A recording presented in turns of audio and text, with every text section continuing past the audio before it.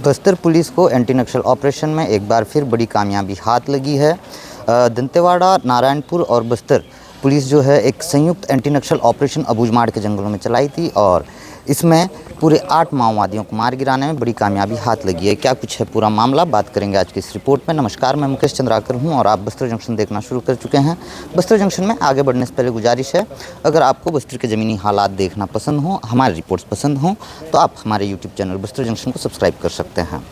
मैं एनकाउंटर का जिक्र कर रहा था। दरअसल सूबे में सत्ता परिवर्तन होने के बाद से पिछले 5 महीने में बड़े एंटी नक्सल ऑपरेशन प्लान किए जा रहे हैं। नक्सलियों के सबसे सुरक्षित ठिकाने या सबसे सुरक्षित पनाहगाह माने जाने वाले अबूझमाड़ में भी एंटी नक्सल ऑपरेशन चलाए जा रहे हैं। अबूझमाड़ में जो ऑपरेशन चलाए जा रहे हैं, इन्हें नाम दिया गया है सूर्य शक्ति, ऑपरेशन सूर्य शक्ति। और ऑपरेशन सूर्य शक्ति .5 लॉन्च किया गया था और इसमें नारायणपुर से, दंतेवाड़ा से और बस्तर ज़िले से डीआरजी और एसटीएफ के करीब 800 जवान इंद्रावती नदी को पार कर अबूझमाड़ के उस इलाके में पहुँचे, जहाँ पे बड़े माओवादियों की मौजूदगी का इंट मिला था पुलिस को। जैसी जानकारी पुलिस ने साझा की है प्रेस नोट जारी कर, वो ये है कि Indravati national park area committee के जो माओवादी सदस्य हैं, इसके साथ प्लाटून नंबर 16 के जो बड़े माओवादी हैं,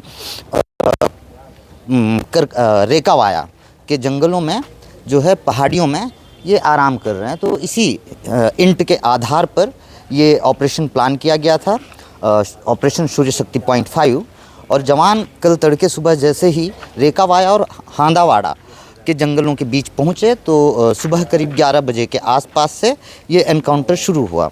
इस एनकाउंटर में जैसी जानकारी निकल कर आ रही है वो ये है कि नारायणपुर से जो फोर्स निकली थी, उन्होंने 3 माओवादियों को मार गिराया। और इसके साथ ही दंतेवाड़ा पुलिस ने कल जो है एनकाउंटर के दौरान 4 माओवादियों को मार गिराने में कामयाबी हाथ लगी थी। आज तड़के सुबह जब जवान उस इलाके से एंटी नक्सल ऑपरेशन से वापस लौट रहे थे, इस एनकाउंटर में मारे गए तमाम जो 7 माओवादी रहे और जो वेपन्स रिकवर कर लिए गए थे, उन्हें लेकर तो इस दौरान फिर एक मुठभेड़ हुई और इस मुठभेड़ में फिर एक माओवादी को मार गिराने में कामयाबी हाथ लगी है। जैसी जानकारी पुलिस दे रही है, मारे गए 8 माओवादियों में 4 जो है महिला माओवादी हैं, इसके अलावा 4 पुरुष माओवादी हैं। मारे गए माओवादियों के 100 बरामद कर लिए हथियार, नक्सल साहित्य, विस्फोटक और इन सारी चीज़ों को लेकर जवान दंतेवाड़ा जिला मुख्यालय पहुंच चुके हैं। ये वो सारे सामान हैं जिन्हें माओवादी इस्तेमाल में ले आते हैं। तो ये जो है ये उनकी वर्दी के साथ ये बीजीएल का सेल है। जैसा कि हर एनकाउंटर के बाद बीजीएल का सेल रिकवर कर लिया जा रहा है। ये जो माओवादी हैं वो अपनी ही फैक्ट्री में इसका निर्माण करते हैं। इसके अलावा ये अलग अलग कंट्री मेड्स वेपन हैं। ये तमाम जो वेपन्स हैं, इन्हें भी माओवादी अपनी ही फैक्ट्री में, देसी फैक्ट्री में इसे बनाते हैं। इसके अलावा आप देखेंगे तीर बम आपको नज़र आ रहा है। अभी जो पीडिया एनकाउंटर हुआ था जिसमें कई सवाल उठे, कई आरोप जवानों पर लगे, तो वहाँ से भी तीर बम रिकवर कर लिया गया था। और ये जो है गन पाउडर के अलावा टिफ़िन बम और तमाम विस्फोटक हैं। इस तरह के ये सुतली बम मैंने आपको दिखाया कि माओवादी पिछली भी रिपोर्ट में आपको बताया कि माओवादी किस तरह की कोई दिवाली सेलिब्रेशन के लिए सुतली बम का इस्तेमाल नहीं करते, बल्कि जब भी जवान एंटी नक्सल ऑपरेशन के लिए उस इलाके में पहुंचते हैं तो अपने जो साथी होते हैं उन्हें आगाह करने के लिए इस तरह के सुतली बम फोड़ते हैं। जवानों को गुमराह करने के लिए भी इस तरह के सुतली बम को फोड़ा जाता है। ये डेटोनेटर है जो कि स्विच का काम करता है। और ये तमाम जो वायर देख रहे हैं, दरअसल ये वायर जो कमांड आईडीज़ होते हैं उनके लिए इस्तेमाल में लाया जाता है। और कुकर बम भी आप देख सकते हैं, कुकर बम भी रखा हुआ है। और इसके साथ ये जो डपली देख रहे हैं, दरअसल ये सीएनएम यानी कि चेतना नाट्य मंडली के सदस्य इसका इस्तेमाल करते हैं। आप हमारे पिछली रिपोर्ट में संभवतः देखे होंगे कि किस तरह से इस डपली का इस्तेमाल माओवाद संगठन करता है। और अलग अलग दवाइयाँ जो अलग अलग बीमारियों के लिए माओवाद संगठन द्वारा इस्तेमाल किया जाता है। और ये वो तमाम जो पुस्तकें हैं, उनके अपने नोट्स हैं, ये यहाँ पे रखा गया है। और इस तरह की जो दस्तावेज होते हैं, कईयों बार कई महत्वपूर्ण जानकारियाँ इन दस्तावेज़ों में होती हैं माओवाद संगठन की, जिनके माध्यम से पुलिस अपनी रणनीति में तब्दीलियाँ भी लाती है और बेहतर प्लानिंग के साथ बेहतर ऑपरेशन प्लान करते हैं। इसके अलावा वो तमाम दवाइयाँ हैं, ये कुछ उनके संभवतः मारे गए साथियों की तस्वीर है या फिर ज़िंदा है तो नहीं पता, शहीद नहीं लिखा हुआ है, मतलब ये संभवतः ज़िंदा ही लोग हैं। और ये तमाम वो जानकारियाँ, इस तरह के जो दस्तावेज़, इन्हें कंगालने से काफ़ी कुछ निकलता है, काफ़ी कहानियाँ भी निकलती हैं।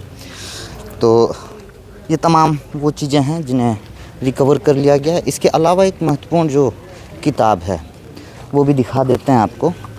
ये भी इसी एनकाउंटर के दौरान जवानों ने माओवादियों के उस जगह से रिकवर किया है। इसमें जो बेहद महत्वपूर्ण चीज़ मुझको नज़र आई वो ये थी कि मोटरसाइकिल से जो है ये रिमोट बम बनाते हैं। जो मोटरसाइकिल का जो रिमोट होता है उस पे बम बनाने की ये टेक्निक है, बताई गई है। इसमें पूरा तौर तरीका बताया गया है। ये देखिए मोटरसाइकिल अलार्म रिमोट सिस्टम के नाम से मिलने वाली इन साइकिल रिमोटें बाज़ार में ऑटोमोबाइल स्पेयर्स की दुकानों में अलग अलग कंपनियों के नाम से मिलते हैं। पटपटिया या मोटरसाइकिल की चोरी से बचाने इन्हें उपयोग करते हैं। अनजान व्यक्ति मोटरसाइकिल को टच करने से या छूने से रिमोट जोर से अलार्म बजाता है, साथ में इंडिकेटर करता है। और हाँ, इसके बाद इन रिमोटों को थोड़ा सा बदलकर हम जन युद्ध की ज़रूरतों को पूरा करने इस्तेमाल कर सकते हैं। मॉडिफिकेशन करने के बाद ही कि रिमोट आपके हाथ में है। इस रिमोट को उपयोग करके बिना तार बिछाए निर्धारित दूरी से माइन को विस्फोट कर सकते हैं। इस रिमोट में इंजन को जाने वाले 2 तारों को माइन कर आईडी विस्फोट करने उपयोग किया गया है। तो इस तरह के कुछ, ये देखिए, ये पहली बार इस तरह का कोई जानकारी मैं देख पा रहा हूँ और ये काफ़ी इंटरेस्टिंग है। ये अलग अलग जो तौर तरीके हैं किस तरह से इसे बनाया जाए, रिमोट बम किस तरह बनाया जाए, ये बताया गया है। इसके साथ ये जो किताब है, ये लोकेश करीब से दिखाइए। ये देखिए, संतरी जो ड्यूटी होते हैं उनके नियम लिखे गए हैं। कायदे कानून देखिए कितना व्यवस्थित तरीके से रहता है माओवाद संगठन का। संतरी जो ड्यूटी करते हैं उसके नियम, उसके कर्तव्य, उसको मतलब संतरी पोस्ट में प्रतिबंधित चीज़ें या बातें जो नहीं की जानी चाहिए। इसके अलावा संतरी पोस्ट के चुनाव हेतु कुछ महत्वपूर्ण बातें। अब बताइए, संतरी जो पोस्ट है उसके लिए भी जो उनका जो चुनाव होता है उसकी महत्वपूर्ण बातें लिखी गई हैं। जिस दिशा में संतरी की बहुत महत्वपूर्ण भूमिका होती है, आपको बता दें, संतरी यदि ना हो तो माओवादी संगठन के जो बड़े लीडर्स हैं वो आसानी से घेरे में आ सकते हैं। देखिए, उनके जो महत्वपूर्ण बातें वही समझ लेते हैं हम। जिस दिशा में दुश्मन के आने की संभावना ज़्यादा हो उस दिशा में संतरी पोस्ट होना चाहिए। संतरी पोस्ट ऐसी जगह होनी चाहिए जहां से आसपास का इलाका साफ दिख सके, यानी संतरी दुश्मन को किसी भी रास्ते से आने पर भी देख सके लेकिन दुश्मन संतरी को ना देख सके। दुश्मन का सामना करने के लिए संतरी पोस्ट पर आड़ होनी चाहिए। संतरी को मारने की सुविधा दुश्मन को मिल सके ऐसा टेरेन आसपास नहीं होना चाहिए। मुकाम व संतरी पोस्ट की दूरी ज़्यादा या बहुत कम नहीं होना चाहिए। मतलब जिस जगह पे माओवादी, जो बड़े माओवादी हों, जहाँ पे संतरी की ड्यूटी लगाई जाए, उनसे बहुत ज़्यादा दूरी या बहुत नज़दीक भी ना हो।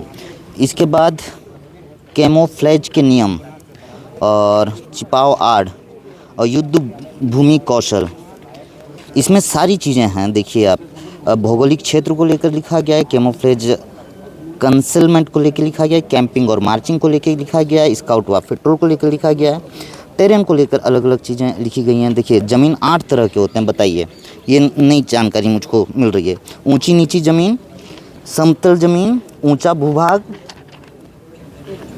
लकड़ी का बंकर, कागज़ या कपड़े का आड़। कहाँ चला गया? ठीक। उसके बाद मुकाम पर ठहरना या चलना। इस तरह से अलग अलग चीज़ें वो की गई हैं। गांव के अंदर मुकाम का चुनाव, ये देखिए किस तरह से आपको वेपन पकड़ना है, कैसी पोजीशन लेनी है और किस तरह से दुश्मन पर, यानी कि जवानों पर हमला करना है। नक्सलियों के लिए जो है जवान दुश्मन ही हुए।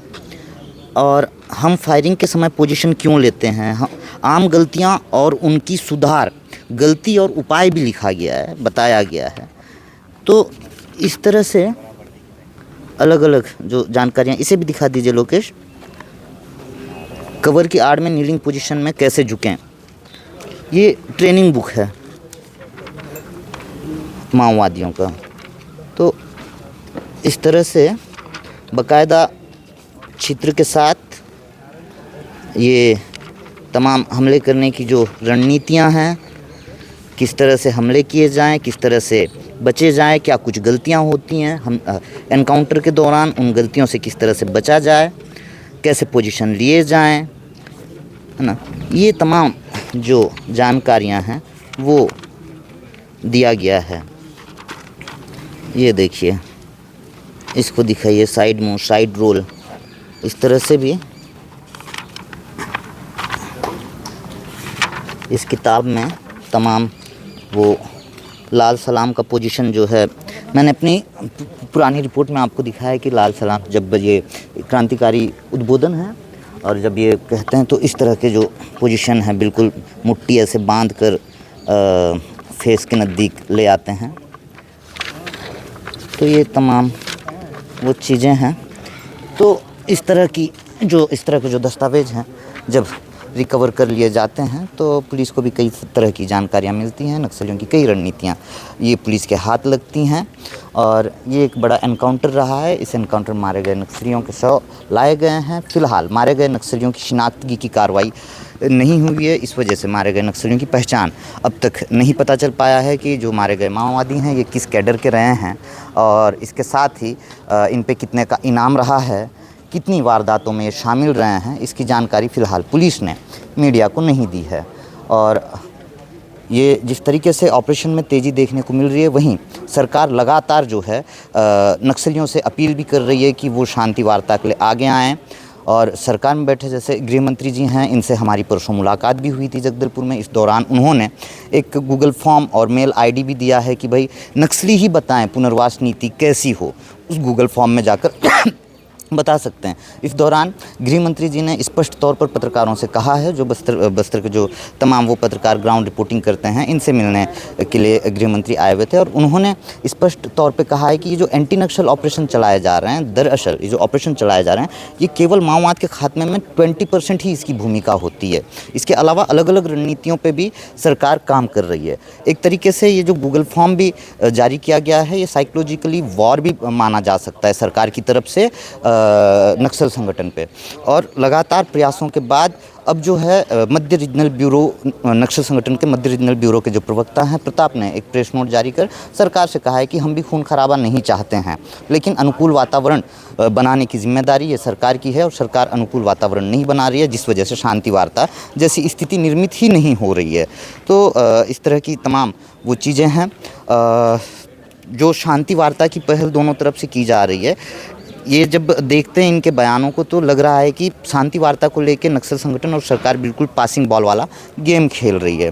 जिस तरीके से आक्रामकता देखने को मिल रही है एंटी नक्सल ऑपरेशन में, इसमें जहां नक्सल संगठन को बड़ा नुकसान उठाना पड़ रहा है, बेहद कम इंजरी, बहुत कम नुकसान के साथ जवानों को ये बड़ी कामयाबियां हाथ लग रही हैं, वहीं नक्सल संगठन को बड़ा नुकसान उठाना पड़ रहा है। और साथ ही जिस तरीके से आक्रामकता देखने को मिल रही है, एंटी नक्सल ऑपरेशन में तेज़ी देखने को मिल रही है, इसका सीधा प्रभाव आदिवासियों की ज़िंदगी पे भी पड़ रहा है। आपको बता दें कि अलग अलग घटनाओं में अब तक पिछले 5 महीने में ही 50 से अधिक निर्दोष लोगों की जानें चली गई हैं, वो सरकार के पुलिस की निकली गोली से हो या फिर नक्सलियों द्वारा पुलिस का मुखबिर का आरोप लगाकर हत्या कर दी गई, या तो नक्सलियों द्वारा जो प्रेशर आईडीज़ प्लांट किए जाते हैं, इसकी चपेट में आकर आम आदिवासी भी मारे जा चुके हैं।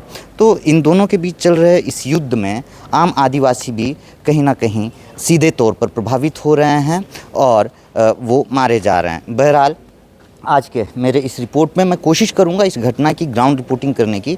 यदि घटना स्थल तक मैं पहुंचा तो आपको इस घटना से जुड़ी अन्य जो तस्वीरें हैं, अन्य जो वास्तविकता हैं, पुलिस के जो दावे हैं, उसमें कितनी सच्चाई है ये भी निकल कर सामने आएगी। तो मैं कोशिश ज़रूर करूँगा घटना स्थल की ग्राउंड रिपोर्टिंग करने की।